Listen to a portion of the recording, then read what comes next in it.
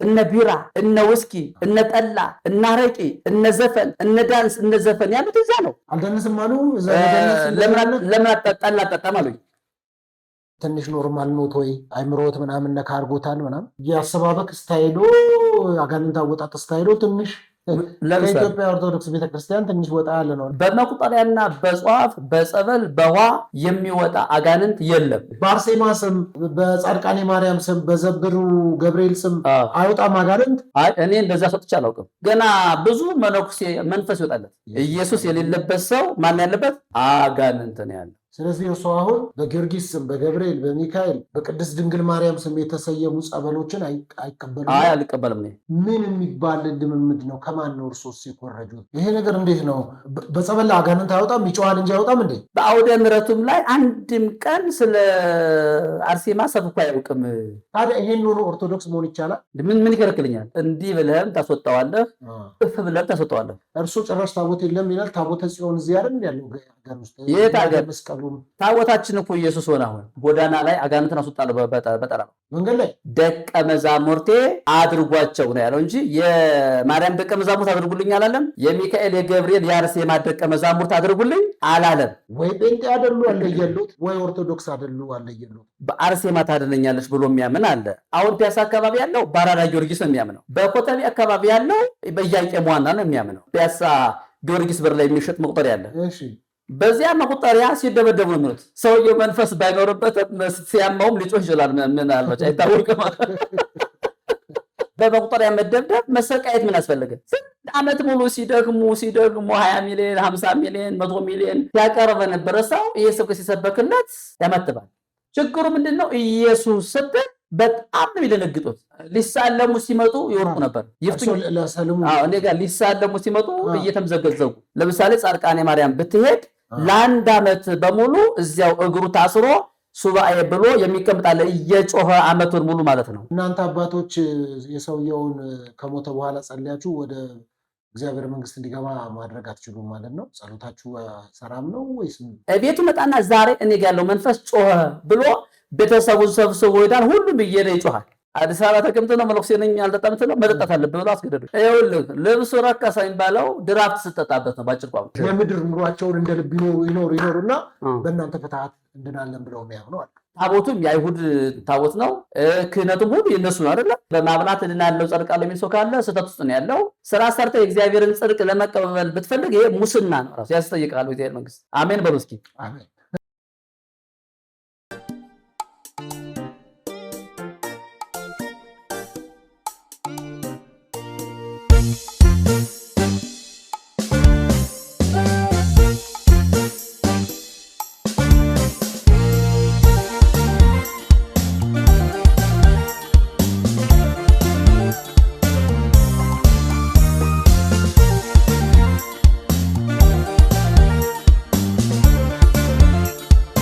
ሰላም ተመልካቾች እንዴት አላችሁ? እንዴት ቆያችሁ?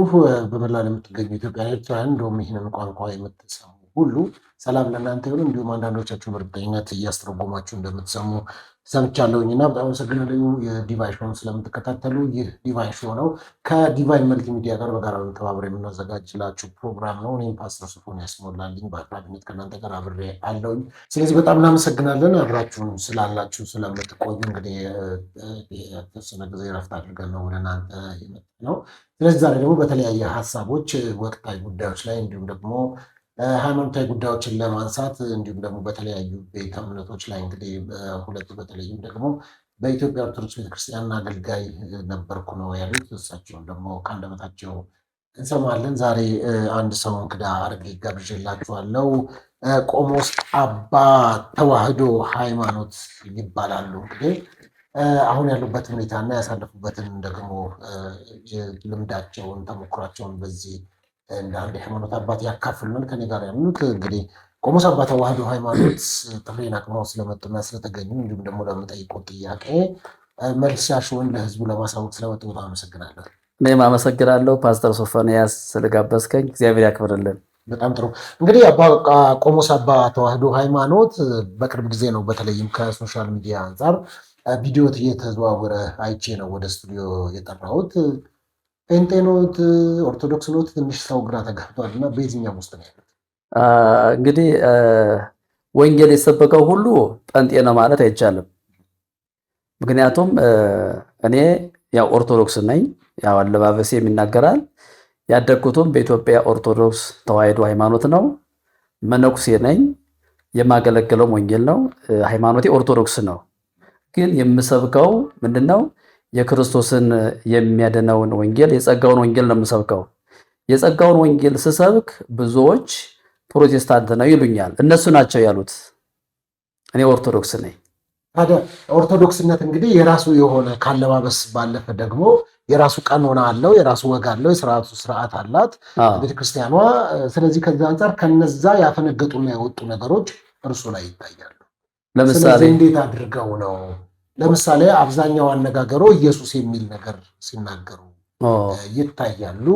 በተለይም ደግሞ ከኢትዮጵያ ኦርቶዶክስ ቤተክርስቲያን ከቤተ መቅደሷ ከግቢዋ ውጭም አንዳንድ እንግዲህ አሁን እርሱ እንዳሉት አላውቅም አዳራሾች የሆኑ ቤተክርስቲያኖች በማይታወቅ ሁኔታ እዛ ላይ ሰዎች ይወድቃሉ፣ አጋንንት ሲያስወጡ ይታያል፣ የፈውስ ፕሮግራሞችን አካሂደው ይታያል። እና ስሞት ነው እንጂ ያለው ታዲያ ስራዎት እኮ ምኑ ነው? ኦርቶዶክስ እንዴ ኦርቶዶክስ ተዋሕዶ ሃይማኖት ኢየሱስ ክርስቶስን ትሰብካለች። አንዳንድ ትምህርቶች በመሃል ጣልቃ ቢገቡም እንደውም ኢየሱስ ክርስቶስ ጥዑመ ስም ለዘይጼውኦ ኢየሱስ ክርስቶስ ህብስተ ሕይወት ለዘይበልኦ ብላ የምትሰብከው የኢትዮጵያ ኦርቶዶክስ ተዋሕዶ ቤተክርስቲያን ነች። የቤተክርስቲያናችን ራስ ብላ የምታስተምረው የኢትዮጵያ ኦርቶዶክስ ቤተክርስቲያን ክርስቶስ ራስ እንደሆነ ታስተምራለች።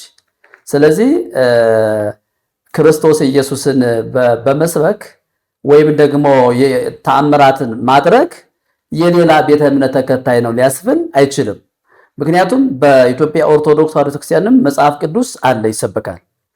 በስሜ አጋንንትን ያወጣሉ፣ በአዲስም ቋንቋ ይናገራሉ፣ እባቦችን ይይዛሉ፣ የሚገልም ነገር ቢጠጡ እንኳን አይጎዳቸውም፣ እጆቻቸውን በድዌዎች ላይ ይጭናሉ፣ ድዌዎችም ይፈወሳሉ ተብሎ ተጽፏል።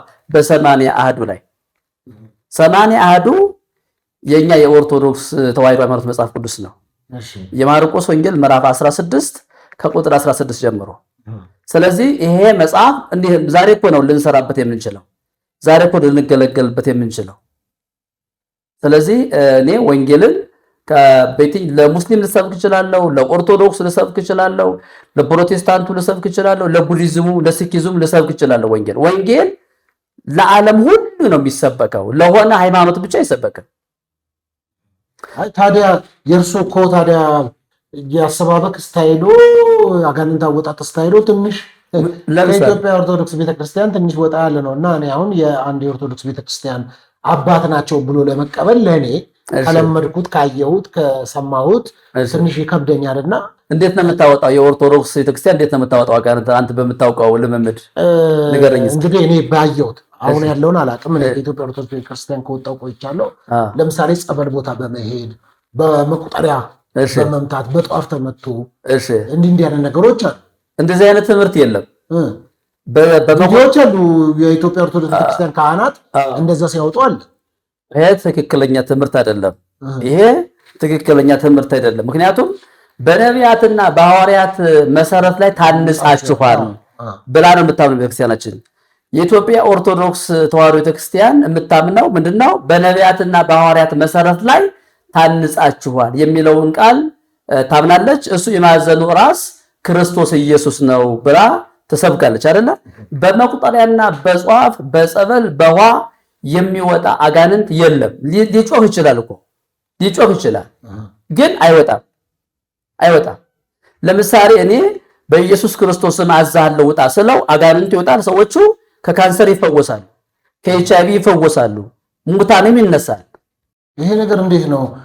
በጸበል አጋንንት አይወጣም? ይጮሃል እንጂ አይወጣም እንዴ? ይጮሃል፣ አጋንንት ይጮሃል፣ ግን ሰዎቹ ተፈውሰው ነገ መልሰው እዛው ታገኛቸዋለህ።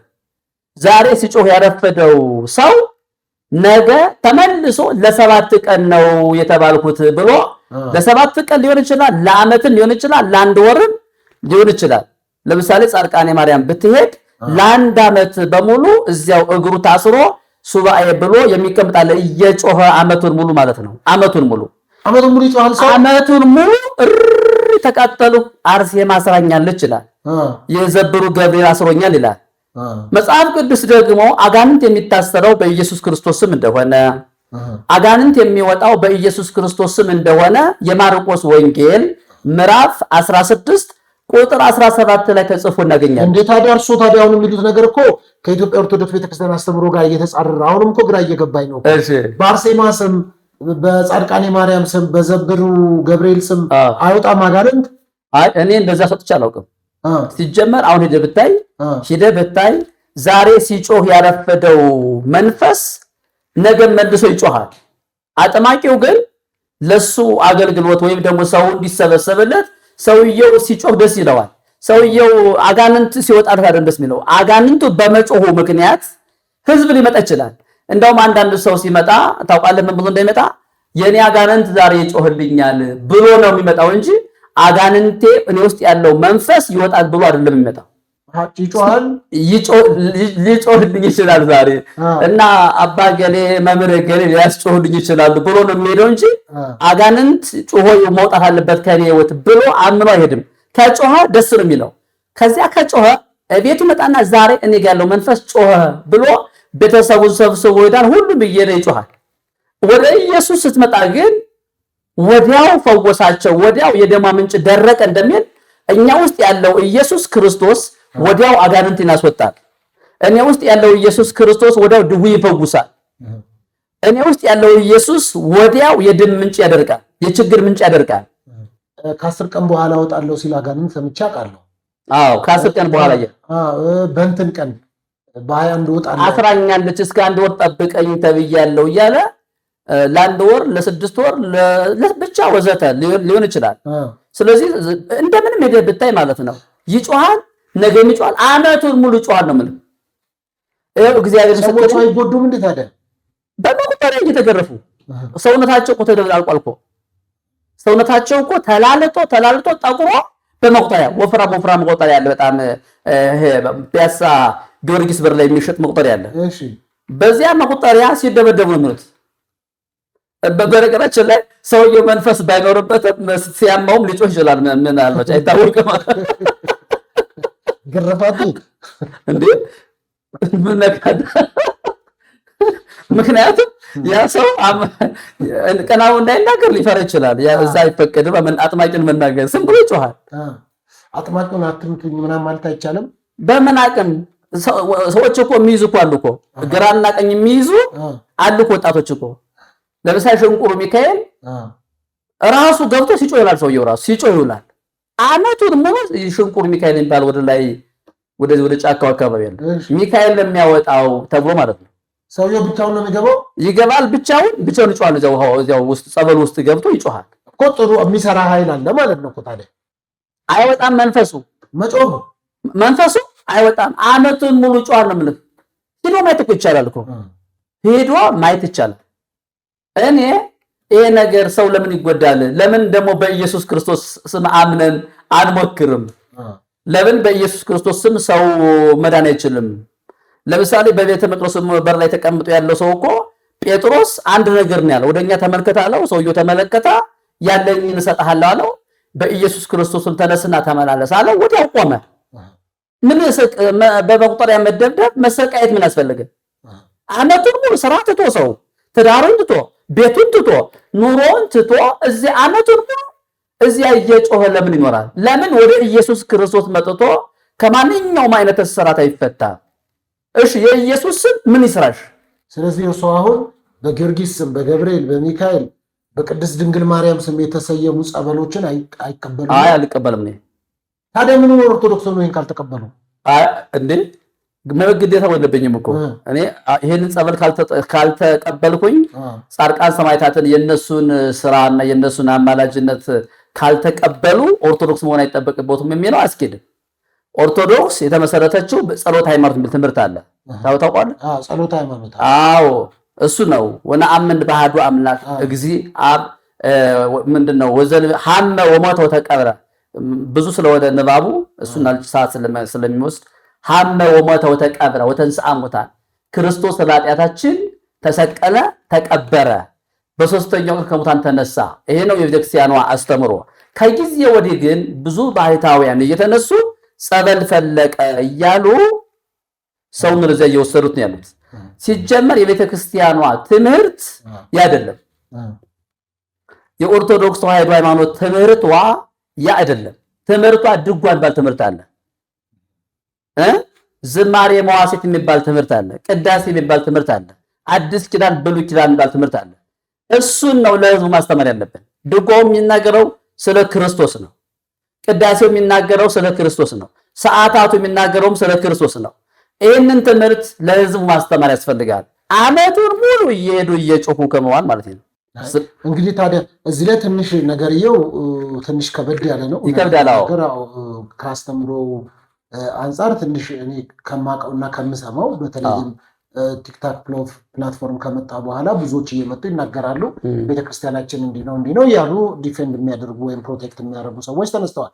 አሁን ደግሞ እርስዎ ያሉኝ እንግዲህ ማን ያውራ የነበረ ማን ያርዳ የቀበረ ነው እና እንግዲህ አባት ኖት በዛች ቤተክርስቲያን። ምንድን ነው የእርስዎ ስልጣን የነበረው በቤተክርስቲያኗ? እኔ ዋና እግዚአብሔር ከመጀመሪያ መርቆ የለቀቀኝ ወንጌል እንድሰብክ ነው። ወንዘ ታጠምቅዎሙ በሉ በስመ አብ ወወልድ ወመንፈስ ቅዱስ አሃዱ አምላክ፣ በአብና በወልድ በመንፈስ ቅዱስ ስም እያጠመቃችኋቸው ደቀ መዛሙርቴ አድርጓቸው ነው ያለው እንጂ የማርያም ደቀ መዛሙርት አድርጉልኝ አላለም። የሚካኤል የገብርኤል የአርሴማ ደቀ መዛሙርት አድርጉልኝ አላለም። የማቴዎስ ወንጌል ምዕራፍ 28 ቁጥር 19 ላይ ወደ ዓለም ሁሉ ሂዱ ወንጌልንም ለፍጥረት ሁሉ ስበኩ ሲል እኔን ስበኩ እያለ ነው ራሱ ክርስቶስን። ስለዚህ በአብና በወልድ በመንፈስ ቅዱስም አጥምቋቸው ነው የሚለው አይደለ? በገሌ ስም አጥምቁ አላለም። በአብና በወልድ በመንፈስ ቅዱስም እያጠመቃችኋቸው ደቀ መዛሙርቴ አድርጓቸው ነው ያለው አይደለ? ስለዚህ የሌላ ደቀ መዝሙር አድርጉ አላለም። የአርሴማ ደቀ መዝሙር አድርጉልኝ አላለም። የሚካኤልም ደቀ መዛሙርት አድርጉልኝ አላለም።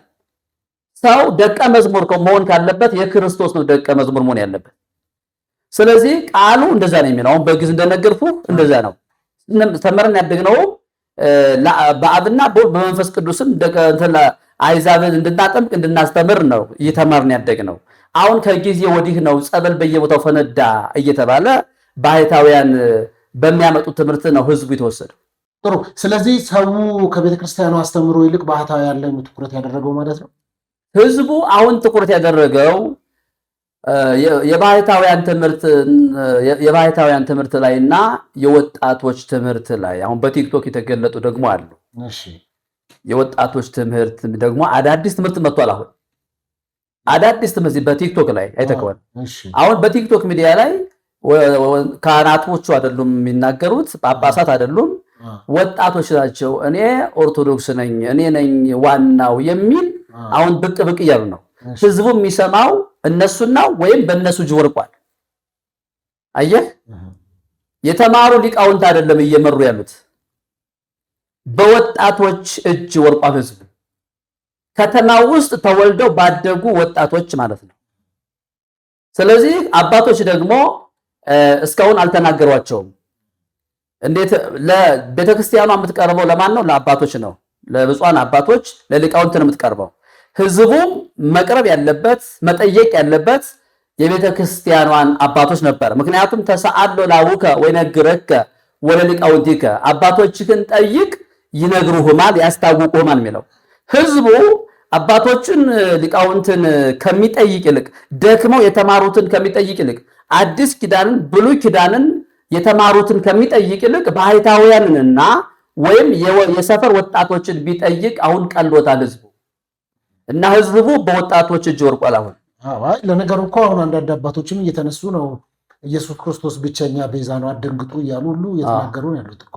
አሁን እግዚአብሔር ረዳቸው። እሳቸው የእግዚአብሔር መንፈስ በኃይል ረድቷቸው እሳቸው ጀምረዋል ማስተማር ወንጌል። ስለዚህ እንደሳቸው ያሉ ሌሎችም እኮ አሉ ስላልተገለጡ፣ ምናልባት የሰውን አይን ፈርተው ከሆነ ወጣቱ ወይም ህዝቡ ሊሰማን አይችልም ብለው አስበው ከሆነ ነው እንጂ እኮ ብዙ አባቶች ወንጌልን መስበክ የሚችሉ በርካታ አባቶች እኮ አሉ። መርጌታዎች አሉ፣ ቄሶች አሉ፣ የስብከተ ወንጌል ኃላፊዎች አሉ። ወንጌል በትክክል የሚያውቁ ወንጌል የሚሰብኩ እኮ አሉ። ግን እንዳይሰብኩ ምንድነው ችግሩ? ተግዳሮት አለ። ምንድነው ይባላሉ? መናፍቅና ይባላሉ።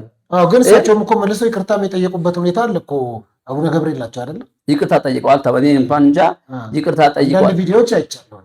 ጠይቀዋል ተብሏል። ለወንጌል ሰብኮ አላጠፉም እኮ የኃጢአታችን ማስተስረያ ኢየሱስ ክርስቶስ ነው። ዓለም የዳነው በኢየሱስ ክርስቶስ ደም ነው። ከአብ ጋር የታረቅነው በኢየሱስ ክርስቶስ ደም ነው። በማንም ሰው አልታረቅንም እኛ። ይህንን እሳቸው ያስተማሩት ግን እኮ የቤተ ክርስቲያኑ አስተምህሮ ላይ ኢየሱስ ክርስቶስ ቤዛ ነው ብላ አታስተምርም እንዴ ቤተ ክርስቲያን? ይኸው አቡነ ገብርኤል እኮ አስተማሩ። ይኸው እኛም እኮ ጀመን እያስተማርን እኮ አይደል እንዴ እኮ። ታዲያ ለምንድን ነው እሳቸው አደንግጡም ሁሉ እኮ ብለዋል። የሚደነግጥ ህዝብ አለ። በየገዳሙ ሜዳል አይደለ? በአርሴማ ጸበል የሚጠመቅ ብዙ እኮ ነው ያለው። ስለዚህ ብዙ የተለያየ ሞቲቭ ያለው ሰው እኮ ነው ያለው። አንዳንዱ ሰው እምነት በአርሴማ ታድነኛለች ብሎ የሚያምን አለ። አንድ በል የአንዳንድ ሰው እምነት ቅድስት ድንግል ማርያም ታድነኛለች ብሎ የሚያምን ሰው አለ። ብቻ በየመንደሩ በየከተማው የራሱ የተቋቋመ መጽደቂያ አለ። ገብቶሃል ብለን አሁን ፒያሳ አካባቢ ያለው በአራዳ ጊዮርጊስ ነው የሚያምነው፣ በዚያው ነው የሚምለው። እሺ በኮተቤ አካባቢ ያለው በኢያቄም ዋና ነው የሚያምነው። በዚህ ሴሚሲ መስመር ያለው በሴሚሲ ሚካኤል ባለው ነው የሚያምነው። እያንዳንዱ ሰው በየመንደሩ ባቋቋመው መጽደቂያ ይምላል። በዚህ ነው ምንድነው ይላል። ጠዋት ማታ እየሄደ አስራቱን በኩራቱን የሚሰጠው እዚያ በአጥቢያ ላለው ቤተክርስቲያን ነው። አንድም ሰው ለኢየሱስ ክርስቶስ ይሁንልኝ፣ ለኢየሱስ ክርስቶስ አስራት በኩራቴን ሰጠው ብሎ አይናገርም። ሲናገር አሰማም። እንደውም ቅዱስ ሚካኤል ይህንን ገንዘብ ላንተ ሰጥቻለሁ አማልደኝ ከኢየሱስ ክርስቶስ ጋር ነው የሚባለው። አደራህን ቅዱስ ሚካኤል እንዳትተወኝ እንዳትረሳኝ፣ ከኢየሱስ ክርስቶስ ጋር ተነጋግረህ አድነኝ፣ እኔ ራሴን አላምነው ኃጢአተኛ ነኝ ይላል። መጽሐፉ ደግሞ ምንድነው የሚለው?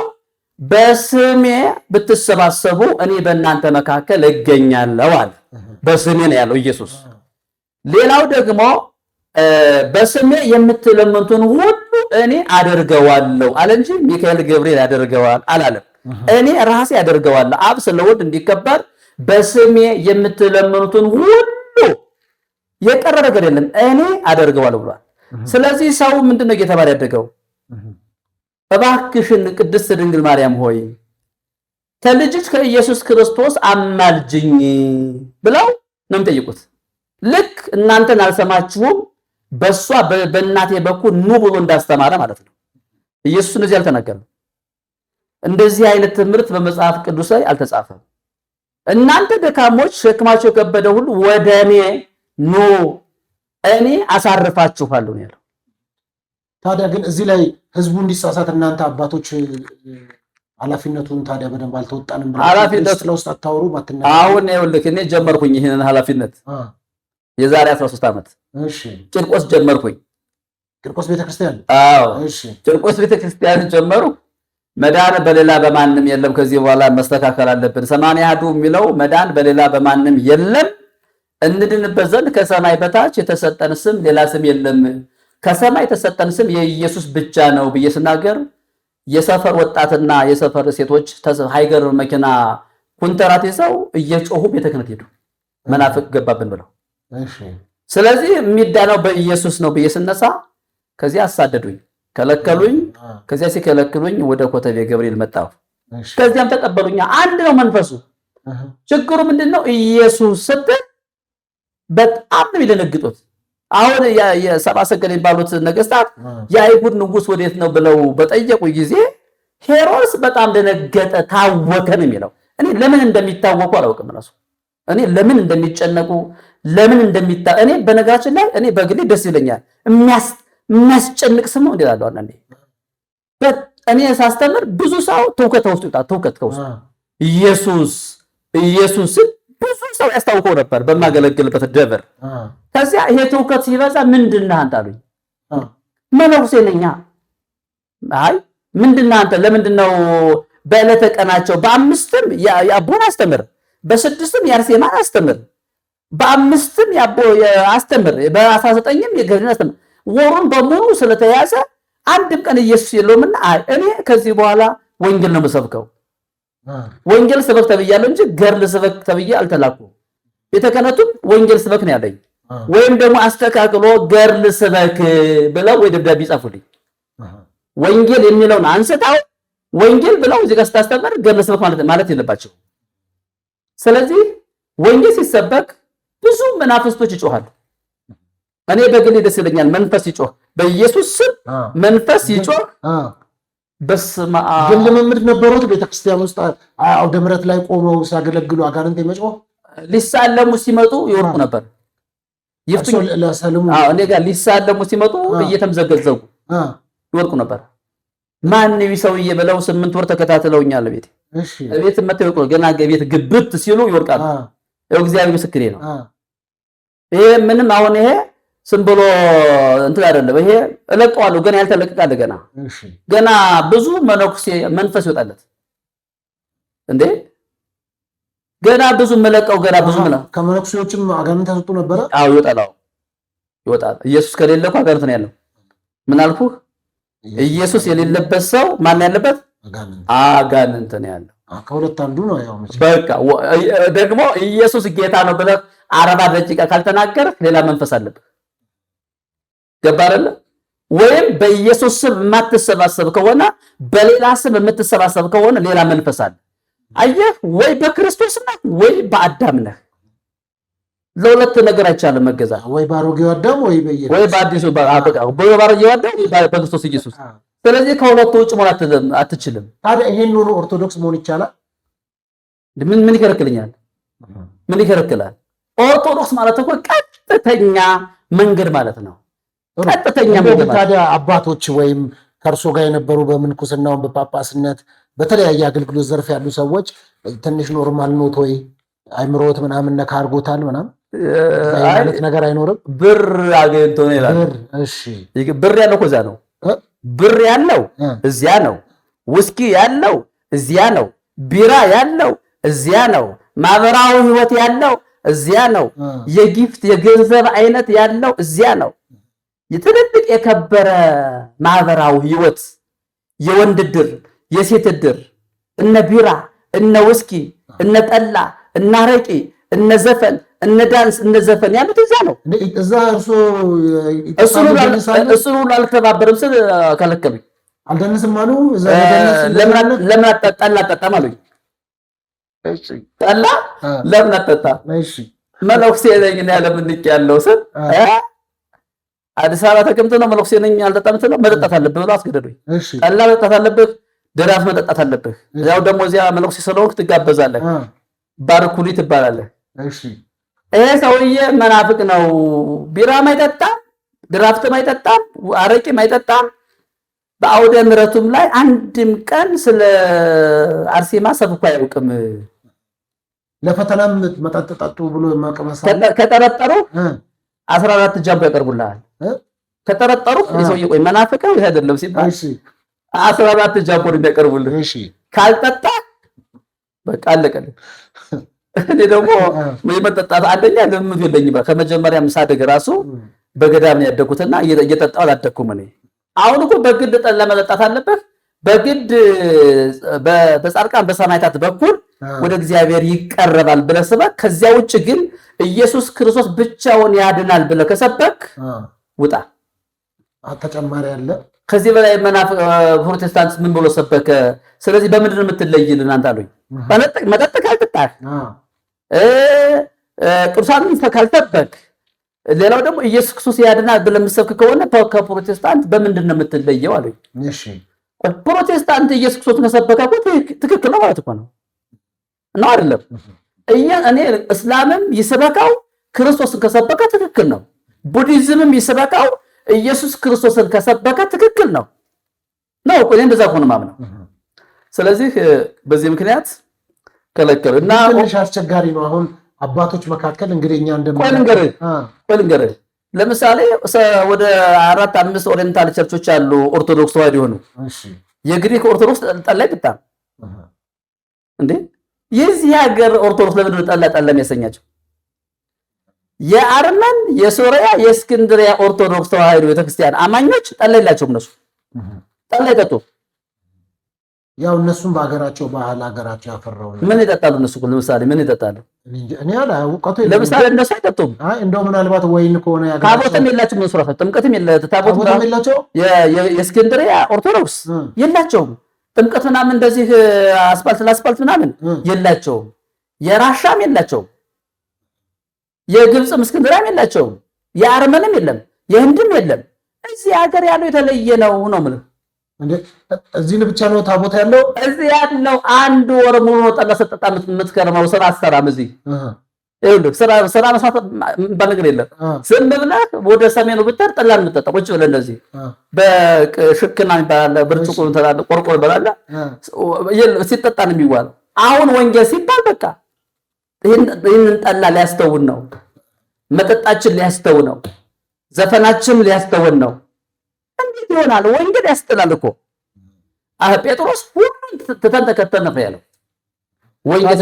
እርሱ ጭራሽ ታቦት የለም ይላል። ታቦተ ጽዮን እዚህ አይደል ያለው ሀገር ውስጥ? የት ሀገር? መስቀሉም የት ሀገር?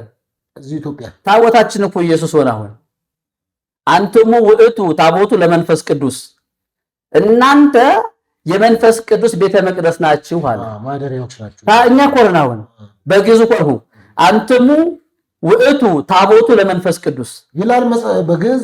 አዎ አንደኛ ቆሮንቶስ ምዕራፍ 3 ቁጥር 16 ላይ 80 ላይ። ሌላው እንግዲህ በብሉይ ኪዳን መቅደስ ነበር ታውቃለህ። በመካከላችሁ እንዳድር ቤተ መቅደስ ስሩልኝ ይብሏል። በአዲስ ኪዳን ግን ተሽሯል። አሁን የብሉይ ኪዳን ቤተ መቅደስ አምጥተህ በአዲስ ኪዳን ላስኬድ ብትል ዕብራውያን ምዕራፍ 10 ቁጥር 29 ላይ የእግዚአብሔር ልጅ የረገጠ የተቀደሰበትን የኪዳኑን ደም እንደ ርኩስ ነገር የቆጠረ የጸጋውን መንፈስ ያክፋፋ የሚብስ ቅጣት ይገባዋል። በቀል የኔ ነውና እኔ ብድራትን እመልሳለሁ ነው የሚለው። በኢየሱስ ላይ ማሾፍ፣ ክርስቶስ ባፈሰሰው ደም ላይ ማሾፍ፣ ሌላ ተጨማሪ ስራ እኛም ያስፈልገናል ብሎ መጨመር በእግዚአብሔር ዘንድ ዋጋ ያስከፍላል። ስለዚህ አሁን የአዲስ ኪዳን ቤተ መቅደስ ሰው ነው። ኦኬ። ስለዚህ አሁን ግን በእርሶ እምነት በእርሶ እይታ ታቦተ ጽዮኑ እዚህ አለ? እነሱ ናቸው የሚሉት። አይተዋል እርሶ? ያው እኔ እጄ አያስገቡም። እነዛ እናንተ ማታቆም እንዴ? አክሱም ጽዮን እኔ እጄ አላየሁም። እነሱ ናቸው የሚያወሩት። ማንም ሰው ጉዛይዶ አይገባም እኮ አያስገቡም። ገብተን ማየት አለበት ሲባል አትገቡም ብለው ከልክለዋል። ድሮ አቡነ ጳውሎስ ራሱ ሊገቡ ብለው አክሱማውያን አትገቡም ብለው ከለከሉ ይባላል። ሁሉም አያውቅም እንዴ? አትገቡም የተፈቀደለት ድንግላዊ መነኩሴ አለ ተብሎ እሱ ነው እዚያ የሚቆልፈው የሚዘጋው እሱ ነው ይባላል። የአክሱም ጽዮንን እሱ ነው የሚቆልፈው የሚዘጋው ይባላል እንጂ እናንተም እድሉ የላችሁም የማየት። እኛ ብቻ ከውጭ ሆነ እኛማ ያየነው ኢየሱስን ነው። እድሉ የገጠመን ኢየሱስን እንድናይ ነው። አሁን እኮ ይኸውልህ የሙሴ መጻሕፍት በተነበቡ ጊዜ መጋረጃው እስከዛሬ ሳይወሰድ ይኖራል ማለት ነው። ወደ ጌታ ዘወር ሲሉ መጋረጃው ይወሰዳል። የብሉይ ኪዳን መጋረጃ ተወስዷል። አሁን ገለባችን ላይ አይደለም። እስኪ አሜን በል። አሜን። መጋረጃው ከተወሰደ በኋላ አሁን ወደ ኋላ እንደሮጥ ሚስት አታይም። እውነት ነው። ወደፊት ነው የምትሮጠው። እንደው ታዲያ እንደዛ ከሆነ እንደው አንዳንድ ነገሮችን ሳይ አገልግሎቶ ላይ በካራቴ አጋንንት ያስወጣሉ። በጣም ጥሩ። በትከሻው እንደዚህ እያደረጉ አጋንንትን ሲያስወጡ አይቻለው። ሰዎች ሲፈወሱ አይቻለው። በመንፈስ ቅዱስ ተሞልተው ሲወድቁ ምንም ሲሉም አይቻለው። ምን የሚባል ልምምድ ነው? ከማን ነው እርሶስ ሲኮረጁት?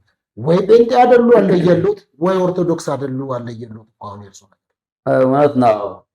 እኔ ለይቶልኛል። ወንጌልን በመስበክ ለይቶልኛል። እንግዲህ አጋንንት በካራቴ በተባለው ጉዳይ እባቡንና ጊንጡን ትረግጡ ዘንድ በጠላትም ኃይል ሁሉ ላይ ኃይልና ስልጣን ሰጥቻችኋለሁ። አጋንንት የተረገጠ ነው። በጠረባ ይመታል። ከተፈለገ እጅንም ጭነ በመጸለይም ታስወጣዋለህ። እንዲህ ብለህም ታስወጣዋለህ። እፍ ብለህም ታስወጣዋለህ። የወደቀ ነው፣ የተዋረደ ነው። አጋንንትን ለማስወጣት ምንም አይነት እንክብካቤ ክብር አያስፈልገው። ምናልባት አንዳንድ ሰዎች ሰሞኑን ኮሜንት ላይ ሲጽፉ አየሁ። ምን አስፈለገ? ከማን ተምሮ ነው? ፍየል ከመድረሷ ምን በጠሰች እያሉ እነዚህ ደው አይጠግኑም። የተሰበረ ደው አይጠግኑም። እንደነዚህ ያሉ ሰዎች ዝም ብለው ነው የመንፈስ ቅዱስን ኃይል እየገፉ ነው ያሉት። እኔ እንደውም ከዚህ በኋላ ጎዳና ላይ አጋንንትን አስወጣለሁ በጠራ መንገድ ላይ ከዚህ በኋላ ሰሞኑን ተከታትለውኝ የለ ከዚህ በኋላ ሜዳ ላይ አደባባይ ላይ ትራንስፖርት ላይ ሳይቀር ማለት ነው እንደዚህ አስወጣለሁ እኮ። ታዲያ ከስር ካሜራዬን ይዤ ሊሳለም ሲመጣ መንፈስ ካለበት ይወጣታል። መስቀል ይዛሉ ያሳልማሉ። እንደው ይኸው አርማው እኮ አለ። አሁን እጄም ይሰራል፣ እግሬም ይሰራል፣ ፊቴም ይሰራል፣ ጨርቄም ይሰራል። ለምሳሌ እሺ፣ እንደውም እሱንም አመጣለታለሁ፣ ስለ መስቀልም እናነሳለን። ከዛ ባለፈ ግን ይሄንን ልብስ ለብሰው ልብሱን አራከሱት። ምክንያቱም ይሄን ልብስ ለብሰው ነው አጋንንት የሚያስወጡት በካራቴ እርሶ። ስለዚህ ልብሱን አራክሰውታል ወይ አልወጡም እሳቸው ወይ አልገቡም፣ ግራ ተጋብተናል የሚሉ ሰዎችም አይቻልም። ይኸውልህ ልብሱ ረከሰ የሚባለው ድራፍት ስትጠጣበት ነው። ባጭር ቋንቋ ልብሱ ረከሰ የሚባለው ሙስና ስትቀበልበት ነው። ልብሱ ረከሰ የሚባለው ያልሆነ ተረት ስትሰብክበት ነው። ልብሱ ረከሰ የሚባለው ይኸውልህ ሌላ ዓለማዊ ስራዎችን ስትሰራበት ነው። ወንጌል የሰበኩበት ነው። ሲጀመር ክህነቱ ይሄ የክርስቶስ ነው፣ የማንም አይደለም። ክህነቱ ይሄ ክህነት የክርስቶስ ነው አይደለ? ማሰር መፍታት የምንችልበትን ስልጣን ተሰጥቶናል አይደለ? እናንተ ያሰራችሁት በሰማይ የታሰረ ነው፣ እናንተ የፈታችሁት በሰማይ የተፈታ ነው ብሎ በተናገረው ቃል መሰረት እኔ ውስጥ ያለው የእግዚአብሔር ቃል እኔ ውስጥ ያለው የክርስቶስ ኃይል ይሰራል። ሲሰራ ባይነቻለው ማለት ነው። ስለዚህ አንተ የፈታው ማለት በአጋንንት የታሰረ ካለ ትፈታለህ። የምትፈታው በኢየሱስ ክርስቶስም ነው። የታመመ ካለ ትፈውሳለህ። የምትፈውሰው በኢየሱስ ክርስቶስም ነው። ስለዚህ ይሄ ልብስ የክህነት ልብስ ነው። ክህነቱም የክርስቶስ ኢየሱስ ነው እና አልረከሰም። እንደውም እድል ገጠመው፣ ክብር አገኘ። እንደውም ትክክለኛውን ቦታ አገኘ። ልብሱ ትክክለኛውን ቦታ ነው ያገኘው። ትክክለኛውን ቦታ ነው ያገኘው። አሁን እንደዚህ ለብሶ የሚጠጣ መጠጥ የለም። ካህን መቼ እንደዚህ ለብሶ የሚጠጣ ካህን የለም። እኔ አልገጠመኝም። አንተ ያትገባባ መጠጥ ቤት አንተ አትገባባ መጠጥ ቤት እንደዚህ ለብሶ ይገባሉ፣ ይጠጣሉ መጠጥ። ቲክቶክ ላይ የተፖስት አይደል እንደ አያቸውም። ቲክቶክ ላይ እኮ አለ እኮ። እርሶ እንዴት ነው ነገሩ? እኮ ግራ ገባኝ። ከጓደኞቹ ከእርሶ ጋር የሚያገለግሉ እነዚህ መጠጥ ምናምን አለ መጠጥ ይጠጣል። አዎ ቤተክርስቲያንም አትፈቅድም እኮ አይደል እንዴ መጠጥ እንዴ? ለንግስ ቀን ይጋበዛሉ እንጂ አይደለም። ለንግስ ቀን እኮ ግብዣ እኮ አለ እኮ፣ ህዝብ እኮ ይመጣል። ለምሳሌ አሁን ይሄ ሰን ማን ነው ይሄ ትንሳኤ አሁን ከወጣ በኋላ እኮ 40ውን ቀን በሙሉ እኮ ድግስ ነው። አሁን እሱ ተው መጠጡ ችግር የለም። የሚጠቅመውን እንነጋገር። ጥሩ እኮ እኔ እሱንም ለማወቅ ነው። ከዛ ባለፈ አንዱ መስቀል ነው ብለዋል።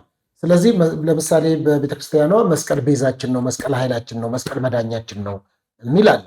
ስለዚህ መስቀል እርሶ አሁን አይቀበሉም። መስቀል ቤዛ አይደለም፣ መስቀል መዳኛ አይደለም፣ የትኛው መስቀል ኃይል አይደለም። የትኛው መስቀል የሚያዘው መስቀል ይሄ በየመንገዱ የሚሸጠው ኦርቶዶክሳውያንም አንገታቸው ላይ ያረጉታል። አይ መስቀል ኃይልነ መስቀል ጽነነ ሲል የክርስቶስን ሞት ነው። የመስቀሉ ቃል የሚል አለ። የመስቀሉ ቃል ለማያምኑት ሞኝነት ነው ይላል። ለኛ ለምናምን ግን የእግዚአብሔር ኃይል ነው።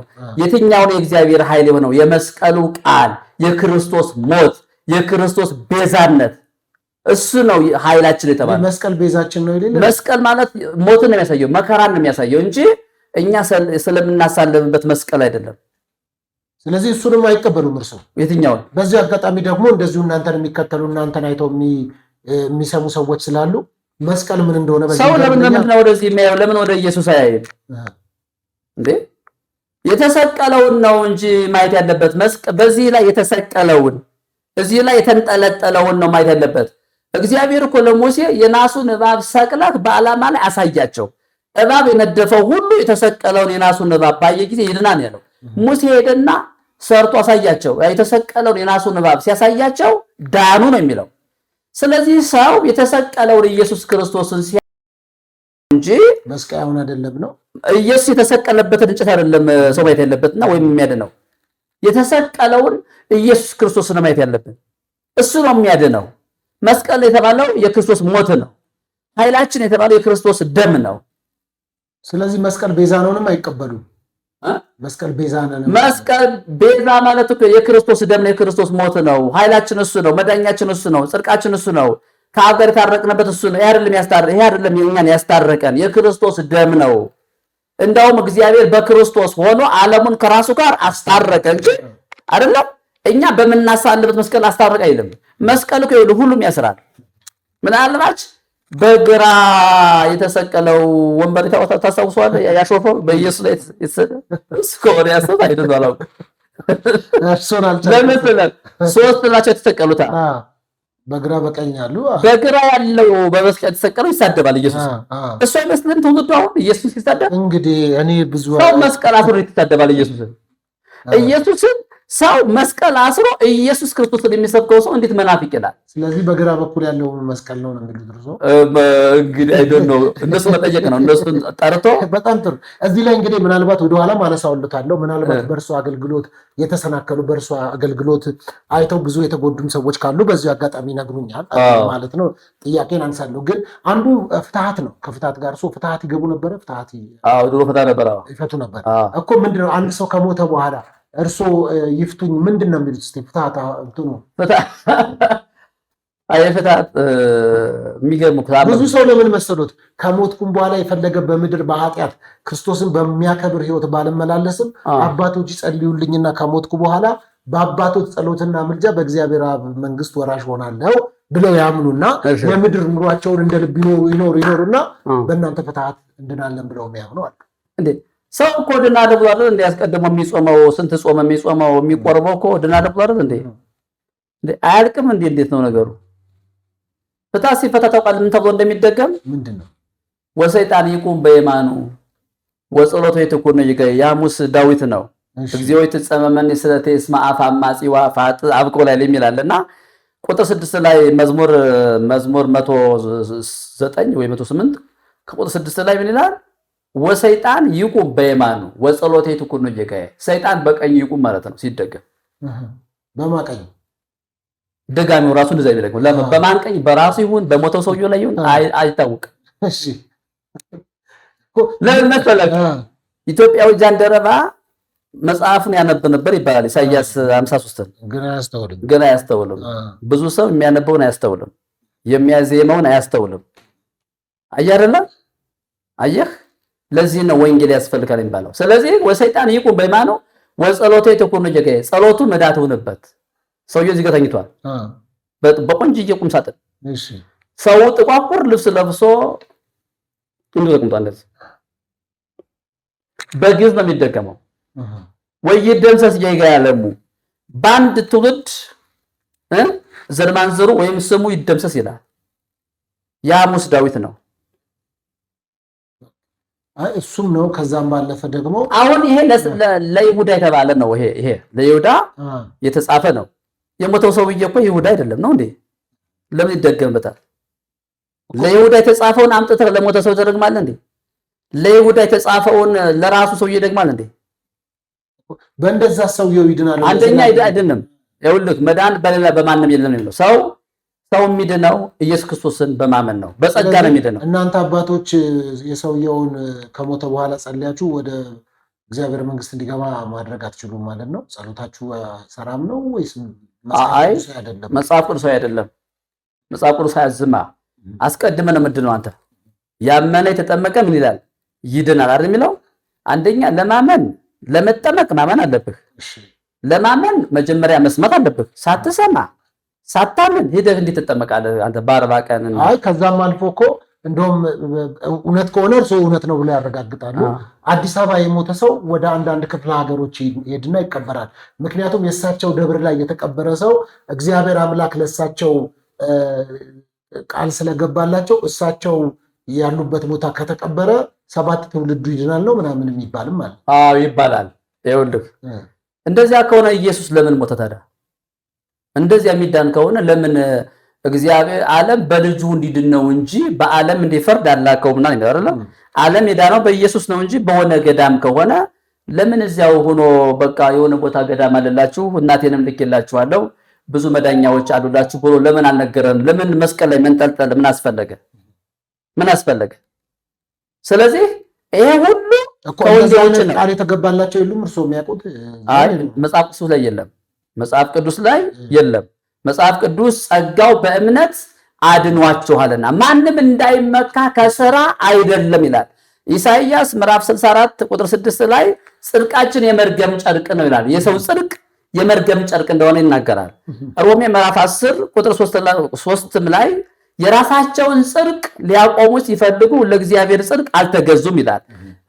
እንደዚሁ ደግሞ ገላትያ ምዕራፍ 5 ቁጥር 4 ላይ በሕግ ልትጸድቁ የምትፈልጉ በሕግ ወይም በሃይማኖት ልትጸድቁ የምትፈልጉ ከክርስቶስ ተለይታችሁ ከጸጋው ወርቃችኋል።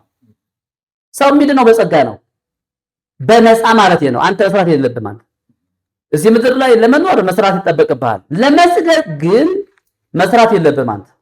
መጽሐፍ ቅዱስ የሰውን የጽድቅ ስራ የሞተ ስራ ይለዋል። ዕብራውያን ምዕራፍ 9 ቁጥር 14 ላይ እንደዚህ ይላል፣ ራሱን በዘላለም መንፈስ ለእግዚአብሔር ያቀረበ የክርስቶስ ደም እንዴት ይልቅ ሕያውን እግዚአብሔርን ልታመልኩ ከሞተ ስራ ሕሊናችሁን ያነጻ ይሆን ይላል። የሞተ ስራ የሚለው የሰውን ጽድቅ ስራ ነው። ጥሩ። እንደው ሌላ ደግሞ በዚህ በአንዳንድ አብዛኛው ቤተ እምነቶች ላይ ያለው ከዚህ ከገንዘብ ጋር እና ቤተክርስቲያን ወይም እንግዲህ ቤተክርስቲያን የሚለውን በተለምዶ አባባል እንውሰድ እንጂ ቅድም እርሱ ቤተክርስቲያን የሚባለው በዚህ ነው እኮ እሱ ስለተባለ በተለምዶ ላንሳለሁ። እውነተኛ ቤተክርስቲያን ምንድን ነው? ምክንያቱም እንደውም እዚሁ ለጥያቄ ላይ ያደርጉታል። አንዳንድ ሰው ለቤተክርስቲያን እሞታለሁ፣ ለቤተክርስቲያን ይጋደላለሁ የሚልም ሰው ገጥሞኝ ስለሚያውቅ ከዚህ በፊት እኔም ዛቻዎች አስተናግጄ አውቃለሁ። ስለዚህ ከዚህ አንጻር አንድ ሰው ቤተክርስቲያንን ካነጸ ከየትም ቤተ እምነት ቤተክርስቲያንን በማነጽ ለቤተክርስቲያን ገንዘብ በመስጠት መጽደቅ፣ ቤተክርስቲያንን በማነጽ 7 ትውልዴ በነፃነት ይኖራል ብሎ የሚያምንም አማኝ ገጥሞኝ ያውቃል። ስለዚህ ከዚህ አንጻር ይህስ መጽሐፍ ቅዱሳዊ ነው ወይ የሚለውን ነገር እስቲ እርሱ ያንሱልኝ። የሚገርም እኮ ነው። ሳምራዊቷ ሴት ወይም ኢየሱስና ሳምራዊቷ ሲነጋገሩ ከዚህ በኋላ ሳምራውያን በገርዜን ተራራ ለአብ የማይሰግዱበት ኢየሩሳሌምም ወይም እስራኤል በኢየሩሳሌም ከተማ ላይ ለአብ የማይሰገድበት ዘመን ይመጣል። ከዛ በፊት ግን ኢየሩሳሌም ነበር የሚሰገደው። አሁን ከዚህ በኋላ ግን የማይሰገድበት ይመጣል። አሁን ምናምን ብሎ ሲናገር እሱንማ መሲሁ ሲመጣ ይነግረናል ስትል እርሱ እኔ ነኝ አሁን መጥቻለሁ። ከዚህ በኋላ እግዚአብሔር የሚሰገድለት በእውነትና በመንፈስ ነው እንጂ የሆነ ቦታ ሰርተህ የምትሰግድለት አምላክ ጌታ የለም። መጽሐፍ ቅዱስ እንደሚናገረው የሐዋርያት ሥራ ምዕራፍ 17 ቁጥር 24 ላይ እግዚአብሔር የሰማይና የምድር ጌታ ነውና እጅ በሰራው መቅደስ አይኖርም፣ አንዳች እንደሚጎለው በሰው እጅ አይገለገልም ይላል። ስለዚህ ሰው በሰራው ቤተ መቅደስ እግዚአብሔር እንደማይኖር ይናገራል። አንዳች እንደሚጎለው በሰው እጅ እንደማይገለገልም ይናገራል። የሐዋርያት ሥራ ምዕራፍ 17 ቁጥር 29 ደግሞ አምላክ በሰው ብልሃትና በሰው ሐሳብ የተቀረጸውን ወርቅ ወይም ብር ወይም ድንጋይ እንዲመስል እናስብ ዘንድ አይገባንም ይላል። ስለዚህ የእግዚአብሔር ቤተ መቅደስ የሰው ልብ ነው። ዳግም ስትወለድ ኢየሱስ ክርስቶስን የሕይወት ጌታና አዳኝ አድርገህ ስትቀበል መንፈስህ ዳግም ይወለዳል። ከዚያ በኋላ የመንፈስ ቅዱስ ቤተ መቅደስ ትሆናለህ እንደ እግዚአብሔር ቃል። ስለዚህ በብሉይ ኪዳን የነበረው ቤተ መቅደስ ፈረሰ እኮ። ሐዋርያት እኮ አየው ጌታ ወይ ድንጋዩ ሲያምር ሲሉት ድንጋይ በድንጋይ ላይ ይፈርሳል አለው። አፈረሰው፣ ፈርሷል እኮ። ከዚህ በኋላ እዚያ እየሄዱ እንዳይገተሩ 40 ዓመት በጨረሰው ቤተ መቅደስ ላይ እየሄዱ እንዳይቆሙና እንዳይገለገሉ አፈርሱታል እግዚአብሔር። አሁን የእግዚአብሔር ቤተ መቅደስ ሰው ነው እንጂ ሰው የሰራው ቤተ መቅደስ አይደለም። አንደኛ ቤተ መቅደሱ የአይሁድ ቤተ መቅደስ ነው። ታቦቱም የአይሁድ ታቦት ነው። ክህነቱም ሁሉ የነሱ ነው አይደለ? እኛ በአዲስ ኪዳን ያለን ሰዎች በጸጋ ሄዳን ነው።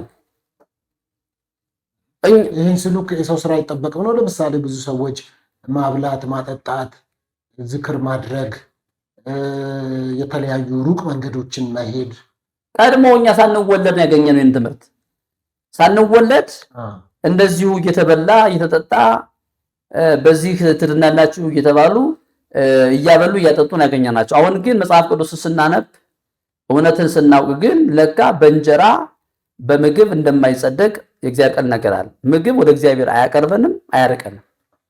የእግዚአብሔር መንግስት ጽድቅና ሰላም በመንፈስ ቅዱስ የሆነች ደስታ ናት እንጂ መብልና መጠጥ አይደለችም።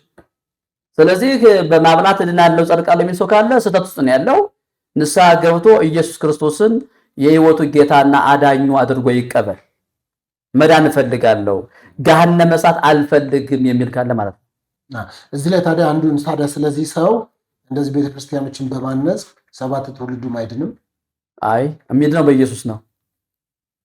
መዳን አንዳንዱም ጉቦም ተቀብሎ ሰው ማጭበርብሮ ከህብረተሰቡ አላግባብ ትርፍ አጋብሶና ሰብስቦ ለራሱ በሚሊዮኖች አካብቶ እንደዚህ ለቤተክርስቲያን 10,000 100,000 በመስጠት በቃ ከዛኛው የጥፋቱ መንገድ እግዚአብሔር ከሱ ኃጢአት ጋር እንደተስማማ አድርጎ ሁሉ የሚቆጥር ሰው አለ።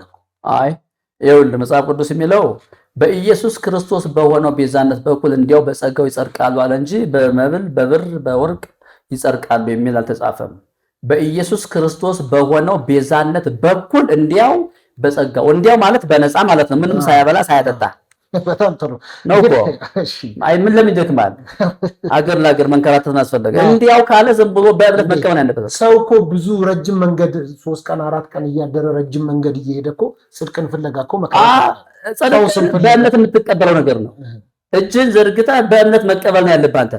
አንተ ተቀባይ ነህ እንጂ ስራ ሰርተህ የእግዚአብሔርን ጽድቅ ለመቀበል ብትፈልግ ይሄ ሙስና ነው፣ ራሱ ያስጠይቃል። እግዚአብሔር መንግስት ስራ ሰርተህ አንተ ጽድቄን የሰራውበትን አምጣ፣ ይሄ አብልቻለሁ አጥቻለሁ የናን ሚሊዮን ብር ሰጥቻለሁ አሳንጭልሃለሁ ጽድቄን አምጣ። ስለዚህ የሥራህ ዋጋ ነው እንጂ የሥራው ዋጋ አይሆንም ማለት አይደለም። የኢየሱስ ደሞ ከንቱ ሆነ። እንደዛ ከሆነ ሰው ሰርቶ በራስ ጽድቅ የሚያስመጣ ከሆነ የኢየሱስ ደም ከንቱ ሆነ። ለነገሩ ገላትያ ምዕራፍ 2 እኮ ይናገራል እንዴ ሰው በስራው የሚጸድቅ ከሆነ ክርስቲያስን እንዲያው በከንቱ ሞተ ነው። በከንቱ ሞተ። የእግዚአብሔርን ጸጋ አልጠለም። ጽድቅስ በሕግ በኩል ከሆነ ክርስቶስ በከንቱ ሞተ። በከንቱ በሕግ በኩል በማብላት በማጠጣት በኩል ከሆነ ህንፃዎችን የሚያማምሩ ህንፃዎችን በማሳነስ በኩል ከሆነ በብዙ ሚሊዮን ህዝብ ብዛት ከሆነ እንኪያስ ክርስቶስ በከንቱ ሞተ። ስለዚህ ይሄን የምትሰሙ ወገኖች የእግዚአብሔርን ቃል እንድታነቡ አበረታታችኋለሁ። ምናልባት በዚህ ሚዲያ ላይ የሚሰሙ የሚከታተሉ ካሉ ንስሐ ግቡ። በጭራሽ መዳን በሌላ በማንም የለም፣ በኢየሱስ ደም ብቻ ነው። ከእግዚአብሔር ጋር የታረቅነው በኢየሱስ ደም ነው። ተመርቆ የተከፈተ አዲሱ መንገድ የኢየሱስ ደም ነው። ጳውሎስ እኮ እኛ ሁላችን በአንድ መንፈስ ወደ አብ መግባት አለንና ነው የሚለው። እኛ ሁላችን እያለ በአንድ መንፈስ በስራችን አይደለም፣ በእርሱ ስራ። አሁን የአዳሜ ስራ በቃ እዚህ ጋር ዜሮ ነው የሚሆነው። ስንት ዓመት ሙሉ ሲደግሙ 20 ሚሊዮን 50 ሚሊዮን 100 ሚሊዮን ሲያቀርብ ነበር ሰው። ይሄ ስብከት ሲሰበክለት ያመጥባል፣ ይመናፍቅ ይላል። እስቲ በዚህ አጋጣሚም አባ ቆሞስ እርሶም አትደንግጡ ብለው የሚሉት ነገር አለው። አትደንግጡ። በእርግጥ ሄሮድስ ደነገጠ ነው የሚለው። ኢየሱስ የአይሁድ ንጉስ የተወለደው የአይሁድ ንጉስ ወዴት ነው ሲል ሄሮድስ ደነገጠ ይላል። ዘንድሮ ብዙ የሐሰት ትምህርቶች ይደነግጣሉ። እግዚአብሔር ምስክሬ ነው። ዘንድሮ የሐሰት ትምህርቶች ይደነግጣሉ፣ የስህተት ትምህርት ይደነግጣል። ምክንያቱም ኢየሱስ ንጉስ ነው። ኢየሱስ ለሕዝብ ሁሉ የሆነ ታላቅ ደስታ መድኃኒት ነው። ለሕዝብ ሁሉ ይበቃል። ቀጥታ ክርስቶስ ኢየሱስን የፕሮቴስታንት ነው ብሎ ቁጭ ብሎ ራስን ለሲኦል ማዘረፍ በጣም ትልቅ ስህተት ነው። እንግዲህ ሰው መዳን አለበት። ጌታ ምስክሬ ነው። ሰው ካልዳነ ወደ እግዚአብሔር መንግስት አይገባም። ለኒቆዲሞስ እኮ ሰው ካልተወለደ በቀር የእግዚአብሔር መንግስት አያይም ነው እንጂ ያለው ሰው ስራ ካልሰራ አላለም። ያዕቆብ ላይ እንደዚህ ይላሉ፣ እምነት ያለ ስራ የሞተ ነው ይለለም ወይ ይላሉ። እምነት እኮ ኢየሱስ እኮ ነው። ኢየሱስን ያላመነ ሰው ምንድነው? የሞተ እኮ ነው እምነቱ።